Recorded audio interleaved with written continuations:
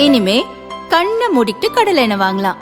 ஏன்னா மந்த்ரா கடலை எண்ணெய் இதயத்தின் தயாரிப்பு. வறுக்க பொரிக்க ஏன் எல்லா சமையலுக்கும் மந்த்ரா தான். மந்த்ரா கடலை எண்ணெய், அபார ருசி, ஆரோக்கியமான உடல் நலம்.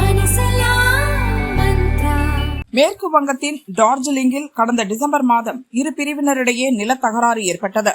அப்போது பழங்குடியினத்தவருக்கு எதிராக தகராறில் ஈடுபட்ட சிலர் அவர்கள் மீது தாக்குதல் நடத்தினர்.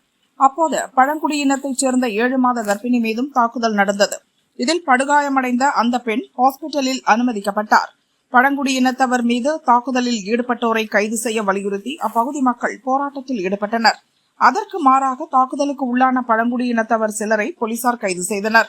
இதற்கிடையே ஹாஸ்பிட்டலில் அனுமதிக்கப்பட்ட பெண்ணுக்கு ஜனவரியில் ஆண் குழந்தை பிறந்தது. குழந்தை வயிற்றில் இருந்த போது அப்பெண் கடும் தாக்குதலுக்கு ஆளானதால் அதன் பாதிப்பு குழந்தைக்கும் ஏற்பட்டது. பிறந்த குழந்தை சில தினங்களில் உயிரிழந்தது.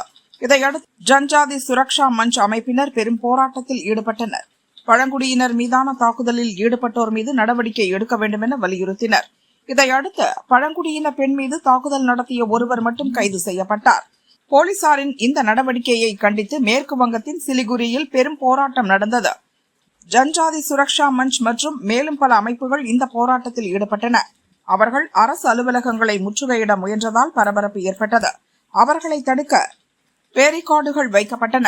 தடுப்புகளை உடைத்து போராட்டக்காரர்கள் முன்னேறியதால் பரபரப்பு ஏற்பட்டது.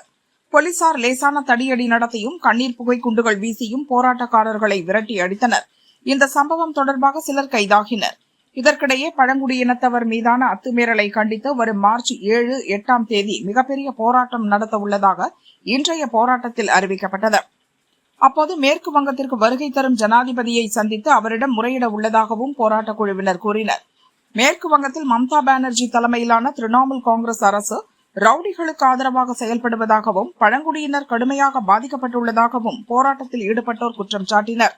மேற்கு வங்கத்தில் இன்னும் சில தினங்களில் சட்டசபை தேர்தல் தேதி அறிவிக்கப்பட உள்ள நிலையில் மம்தா அரசுக்கு எதிரான போராட்டம் மாநில அரசியலில் பரபரப்பை ஏற்படுத்தியுள்ளது.